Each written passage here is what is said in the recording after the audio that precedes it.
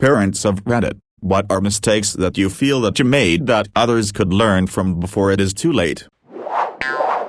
If you're going to give in early. For example, if your kid wants ice cream and you say no, and they beg a little, that's when you'd give in. If you give in once they've started kicking and screaming, then you've just taught them that's how they get their way. I'm not saying always give in, and I'm not saying that you should in the first place, but if you change your mind or decide to give in, do it quick. Otherwise, follow through and keep it at number.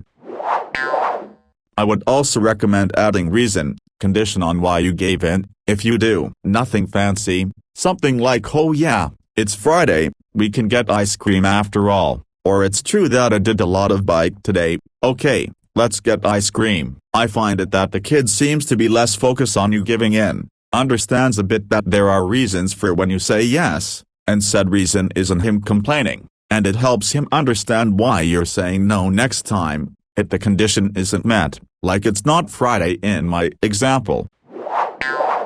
Make time for your kid. Really make time. My son is 9 now and I am lucky in that I am now able to give him the attention he deserves. When I was working myself to death, I was only home to sleep and get ready for work, and it affected him emotionally a lot. Now, he is doing better schooling, has way less tantrums, is eating better, sleeping better, and just doing better overall.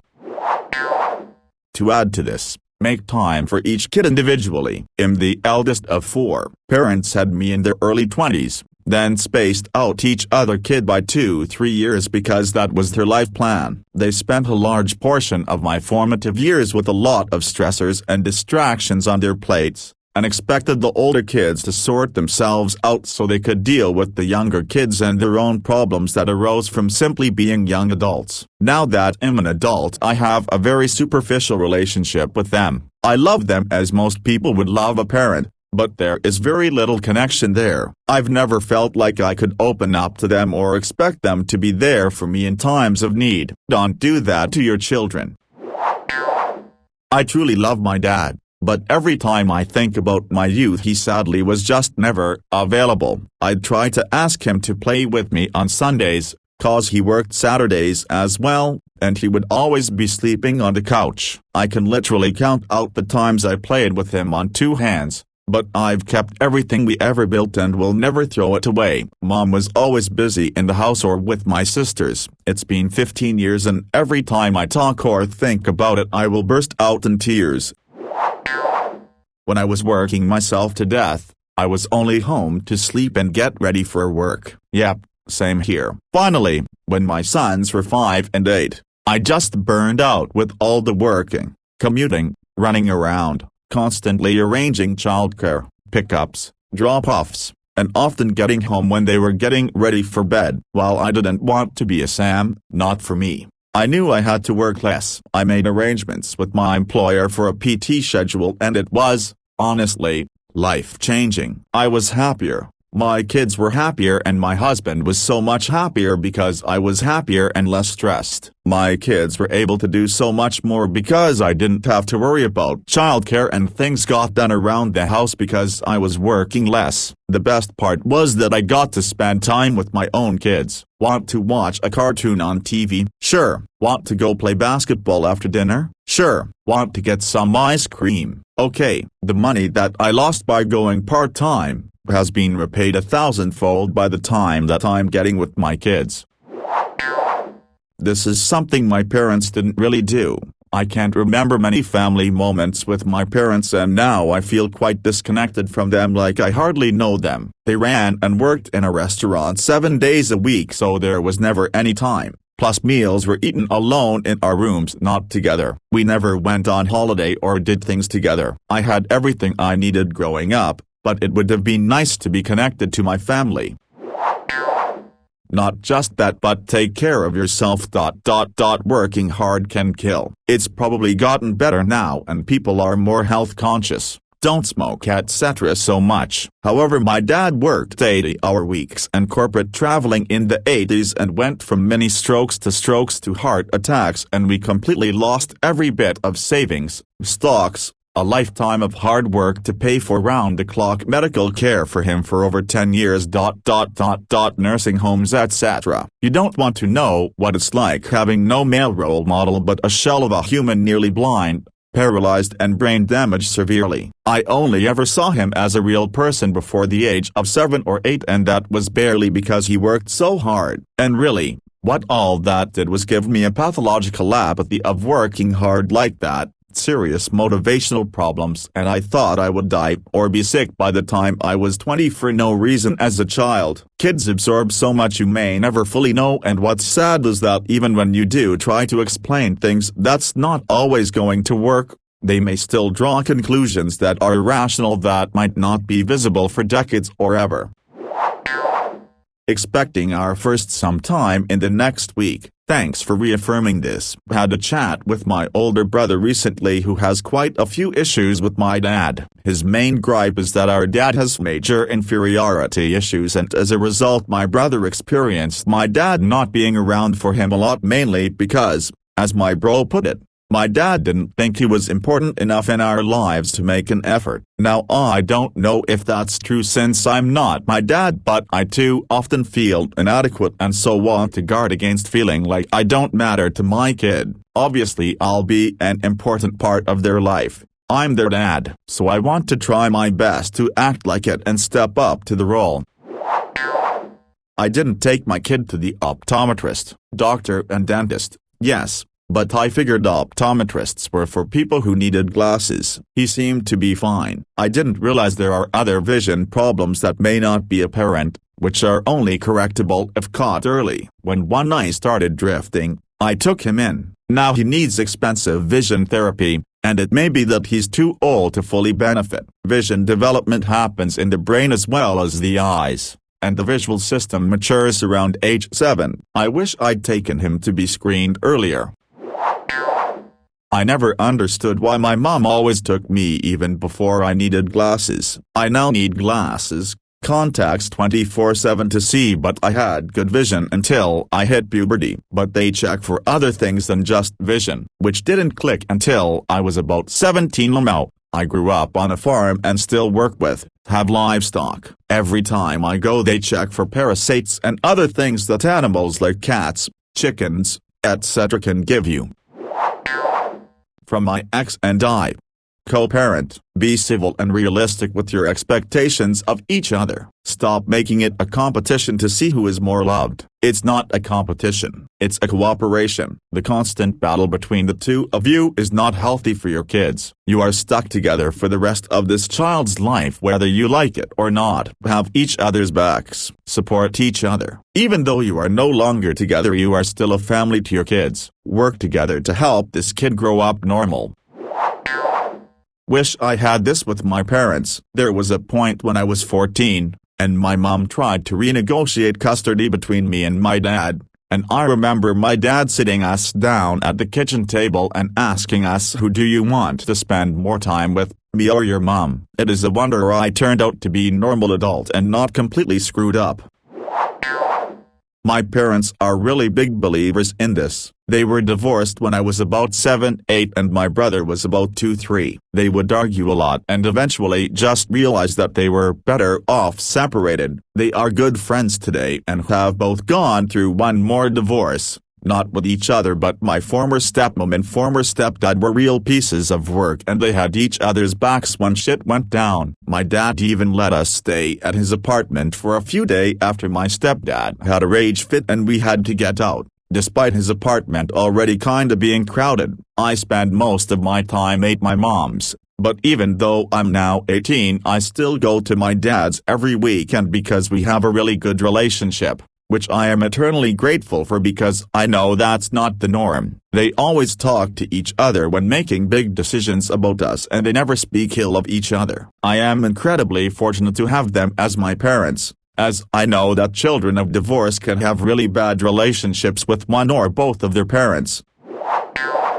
Refrain from making one person be the disciplinarian and the other the consoler. Try to share the load. You may fall into one category naturally, but there will be times that you want to be in the other role. and it will take time to transition out of the role you had, especially if you've done it a long time. This can turn into teenagers who do respect the consoler, or in the opposite, teenagers who cannot open up to the disciplinarian. It is not a hard fast rule, but my wife and I have kids that are at very different ages. For our youngest, I ask to not be the bad cop all the time, and he is much more affectionate to me than my other kids ever were. I know my other kids love me, but they will always go to them with their problems, and getting them to open up to me can be very difficult. What is worse, it is much easier for them to see me as the enemy on certain days, no matter how much work I've done to show them they can trust me. That said, I know it is difficult for my wife to get the kids to listen to her, and it is really no issue for me. Basically,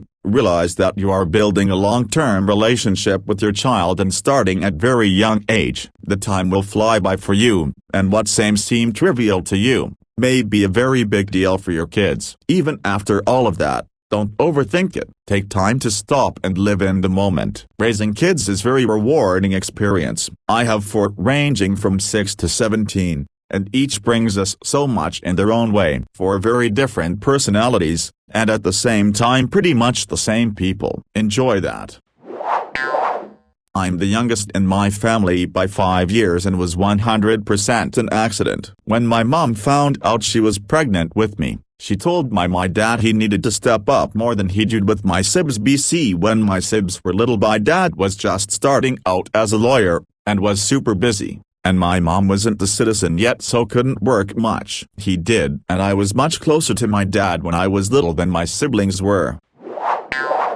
This is hard for us. My husband is gone for work for months at a time, military. He doesn't always have the relationship where the kids are going to trust and listen to him like they do for me. I also don't want them to feel like dad coming home means someone stern is showing up to crack down on them. But it does mean that sometimes he shows up and gets to be the fun parent. If we're going on vacation, we wait until he can join us for the bigger trips. If they're engrossed in a game or talking, I'll let them stay up an hour later with their dad. If they're playing with just me, I make them put the game down to go to bed. They need one of us to be consistent and predictable, but I'm definitely the less fun one by default.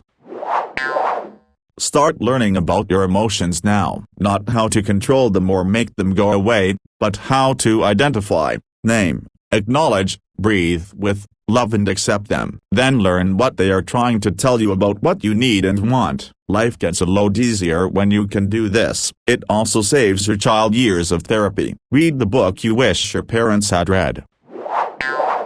And, part 2. Pass your emotional vocabulary on to your kids. Teach them the names of their emotions and that they can ride those waves and come out alright on the other end. Your block tower fell over and you are so frustrated. Oh, man, that didn't work out the way you wanted. How disappointing. You're having a really hard time right now. I can see how upset you are. Emotional intelligence is, the #1 most important life skill for people of all ages. Thank you for this. We're expecting our first in the next week sometime. We're pretty private people and I suck at asking for help, though I'm working on it. It's partly COVID and not wanting people in the house, and partly pride or not wanting to be a burden. I'm still trying to figure out which, but we are actually surrounded by an amazing community and will need to be intentional about accepting help. I've always heard that but never really believed it, until recently when I had my first child. Me and my husband live in a different country than our families and are all alone. We have friends but not the kinds you can ask for such help. In normal days it is manageable, but when those growth spurts hit, it becomes unbearable for us. I really wish I can get a good 8 hours sleep one night, but seems like it won't happen. Just gotta get through it.